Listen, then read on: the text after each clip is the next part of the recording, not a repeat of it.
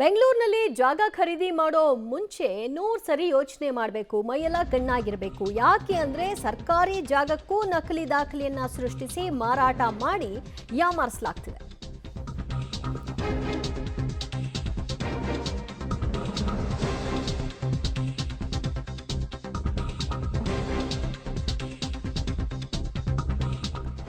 ಬೆಂಗಳೂರಿನಲ್ಲಿ ಜಾಗ ಖರೀದಿಸುವ ಮುನ್ನ ಎಚ್ಚರ ವಹಿಸಿ. ಸರ್ಕಾರಿ ಜಾಗಕ್ಕೆ ನಕಲಿ ದಾಖಲೆಯನ್ನ ಸೃಷ್ಟಿ ಮಾಡಿ ಮಾರಾಟ ಮಾಡಲಾಗ್ತಾ ಇದೆ.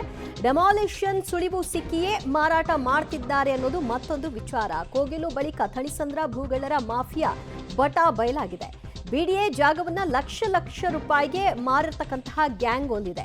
ಬರೋಬ್ಬರಿ 45 ಲಕ್ಷ ರೂಪಾಯಿ ಕೊಟ್ಟು ಜಾಗವನ್ನ ಖರೀದಿ ಮಾಡಿರೋದು. 2 ತಿಂಗಳ ಹಿಂದಷ್ಟೇ ಜಾಗ ಖರೀದಿಸಿ ಮೋಸ ಹೋಗಿದ್ದಾರೆ ಮಹಿಳೆ.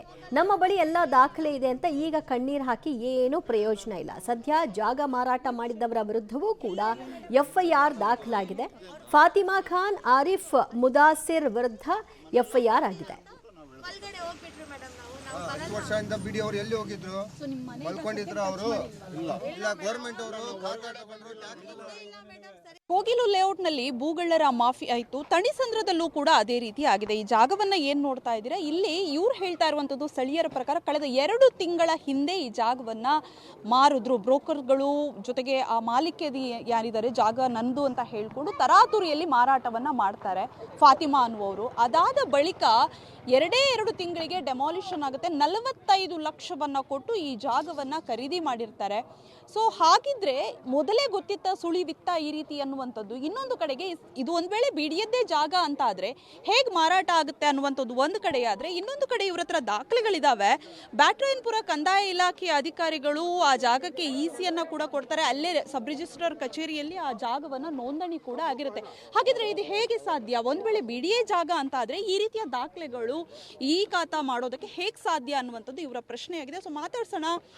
ನೀವು ಈ ಜಾಗವನ್ನ 2 ತಿಂಗಳ ಹಿಂದೆ ಅಷ್ಟೇ ಕಳೆದ ನವೆಂಬರ್ನಲ್ಲಿ ಖರೀದಿ ಮಾಡಿರ್ತೀರಾ? ನವೆಂಬರ್ 19, 2025 ನಲ್ಲಿ ರಿಜಿಸ್ಟರ್ ಮಾಡಿದ್ದೀವಿ. ಇದು ನಾವು ಆಗಿದೆ. ಸ್ಟ್ಯಾಂಪ್ ಡ್ಯೂಟಿ 3,90,000 ಗೌರ್ಮೆಂಟ್ಗೆ ಪೇ ಮಾಡಿದ್ದೀವಿ.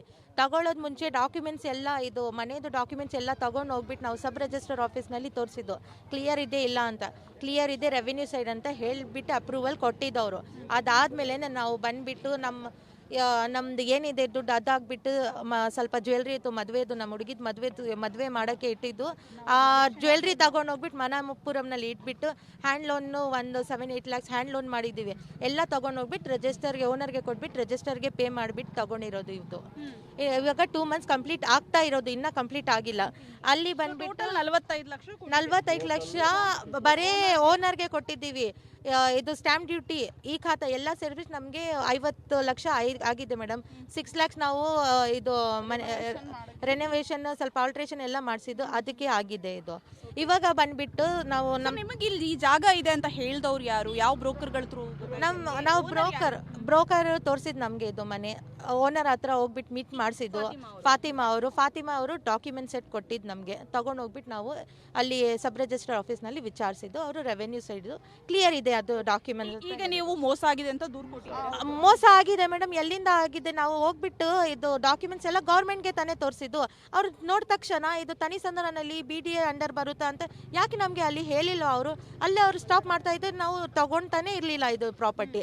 ಅವ್ರಿಗೆ ಗೊತ್ತಿತ್ತಲ್ವಾ ಇದು ಅಂಡರ್ BDA, ಇವತ್ತಿಲ್ಲ ಅಂದ್ರೆ ನಾಳೆ ಡೆಮಾಲಿಷ್ ಆಗುತ್ತೆ ಅಂತ ಎಲ್ಲ ಡೀಟೇಲ್ಸ್ ಇರುತ್ತೆ ಅಲ್ವಾ. ಅವರು ನಮಗೆ ಇನ್ಫಾರ್ಮ್ ಮಾಡಬೇಕಾಗಿತ್ತಲ್ವಾ. ಯಾಕೆ ನಾವು ಸಾಲ ಮಾಡಿಬಿಟ್ಟು ತಗೊಂಡಿರೋದು ಎಲ್ಲ ಗೊತ್ತಾಗಿದೆ ಅವ್ರಿಗೆ. ಇವಾಗ ಸಬ್ ರಿಜಿಸ್ಟರ್ ಆಫೀಸ್ನಲ್ಲಿ ಇದು ಡೀಟೇಲ್ಸ್ ತಗೊಂಡು ಎಂಟರ್ ಮಾಡಿದ ತಕ್ಷಣ ಇದು ಸೈಟ್ ನಂಬರ್, ಸರ್ವೆ